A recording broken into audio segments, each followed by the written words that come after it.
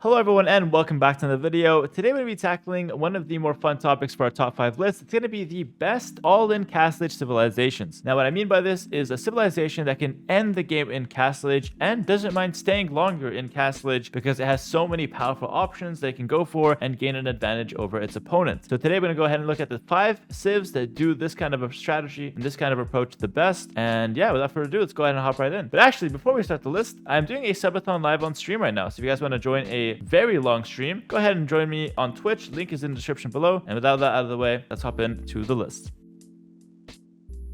Okay, starting off at number 5, we've got the Goths. Now, the Goths are a really solid civilization in late game, but you don't actually have to wait till Imperial Age for the Goths to really pop off. They're actually fantastic at playing an all-in Castle Age in the later stages of Castle Age. Once you have 80 vills, 90 vills, you're really starting to develop. Most civs just tend to go Imperial Age, but the Goths, they tend to want to stay in Castle Age because they've got the husk scroll that can be made at the barracks for cheap. They've also got cheaper pikemen and cheaper longswordsmen. And with all that in combination and your opponent able to maybe go imp and try to get some arbalest, because you've got the husk scroll plus the other infantry all being cheap, you're able to stay in Castle Age, go up to 200 population and spam the field with infantry. You can raid on the sides. You're not scared of knights because you got pikes. You're not scared of archers, even arbalest, because you got husk scrolls. And you can really take control of the game with the Goths in the late Castle Age. Super strong strategy, and it's really good when you're not sure if you can make imp and you're not really sure if you're able to actually get there safely and in time. So going in Castle Age sometimes is the safer and the better choice. So Goths playing all in Castle Age can be a nightmare to deal with, and it's a really strong civ to do so.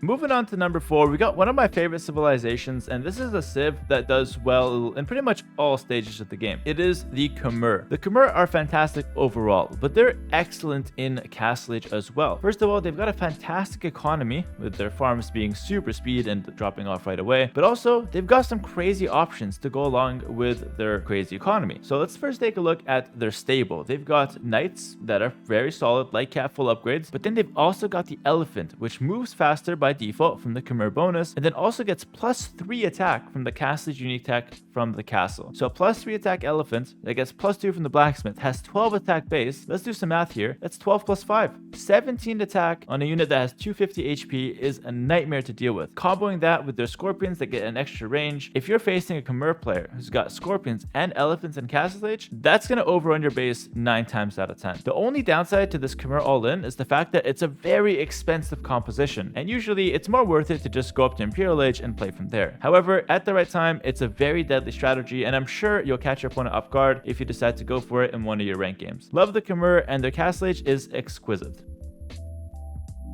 Moving on to number 3, we've got a civilization that all in Castle Age is actually set up from the Feudal Age. It's the Cumans. The Cumans go for a nice 2TC boom in the Feudal Age more often than not, and then get to Castle Age with a massive economy. They can then follow that up with more town centers, leading to an even bigger economy. And using that very strong and very large economy, they can transition it into either Imperial Age, as we mentioned before, or they can transition it into a very powerful Castle Age push. They've got the Kipchak, which is excellent in the Castle Age, and actually does better in Castle Age compared to Imperial Age, since they're lacking bracer, so you'd much rather have its use be in the Castle Age where your opponent also doesn't have Imperial Age techs. So you got the Kipchaks to start, and then you also got fully upgraded stable with capped ram. If you're flooding a lot of resources and you've got a really big economy, you can even consider the unique tech, which makes your stables work faster when it comes to light cav production and step lancer production. So spamming light cav, Kipchak, and capped ram can be a super deadly Castle Age push, and especially the capped ram can be used to break opponent's buildings, break opponent's bases, and really just go in with that large economy and very mobile army and just take over the entire game. So really deadly push for the Cumans at number 3.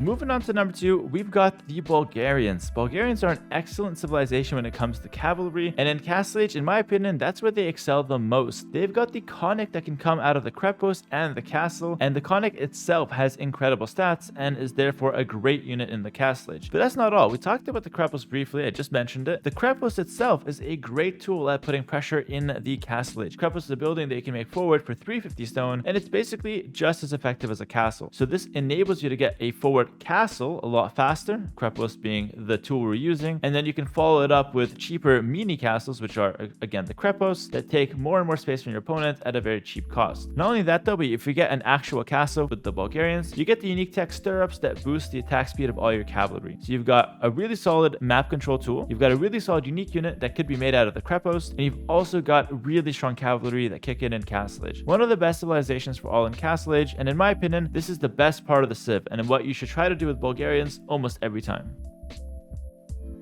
Alright, before I show you guys number 1 though, let's go ahead and run through some honorable mentions. I actually did this list with my Twitch chat live on stream, so we had a bunch of suggestions and we're going to run through a few of them that just didn't make the list. Starting off, we've got Aztecs, and they're a really solid all-in Castle Age Civ. Eagles coming out super cheap, can be super annoying to deal with. They got the monks with a lot of HP, so a monk, eagle, and pike push, it's very hard to stop that. I think longswords might be the only way to stop that in Castle Age, unless you've got like a lot of economy and can afford either a bunch of units or going for like defensive castles. So otherwise, you're gonna need to go longswords if you want a single chance to deal with that. Monks, eagles, and pikes is such a deadly comp. Next up, we got the Celts. Now, the Celts aren't great in an all-in Castle Age necessarily, but I think they're fantastic for an all-in early Castle Age push. So I think extended Castle Age for the Celts, not as good. It's not bad, but it's not as good. But the early Castle Age for Celts, that's where they shine, and I figured they deserved a spot on the honorable mention. Then we've got Bohemians on the list as well for the honorable mentions, because they've got the hand cannoneer available in the Castle Age, and those things are deadly. Hand cannoneer plus mangonel pushes are actually amazing, and even at high elo, even in pro games, I'm using the strategy quite consistently with the Bohemians, and I'm having a lot of success with it. It's also been done against me a couple times, and I've died to the strategy more than once. So it's a very strong strat. It's a very deadly push from the Bohemians, and they also get both mining upgrades for free to support this kind of all-in push.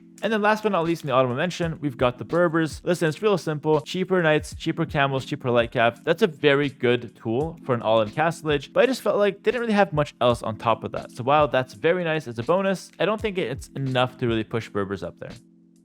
Alright, and now finally, I think most of you have guessed it by now, but finally we can talk about the number 1, and it is indeed the Poles. Poles have been an incredible civilization since their release. They've suffered a couple nerfs which kind of took them down from the top spots on Arena and some of the closed maps, but they still remain an absolute powerhouse of a civilization, and they're especially really strong when it comes to all-in Castle Age. Their unique tech, Sriracha privileges, lets them make the knights at 60% discount from gold. So with a gold discount, and they're already super strong full walk farming, the Poles are undisputed number 1 best all-in Castle Age civilization. Massive discount on the knights. You can mine stone and get gold, so forward castles are a lot easier to accomplish. Great farming economy. I mean, Poles just have literally everything you need for an all-in Castle Age to be successful. And of course, they've also got the Obuch, which is a really good anti-pikeman tool that you can always rely on if your opponent is going full pikeman to defend your knights. Really strong civ for all-in castle, and definitely a number 1 on the list for this week.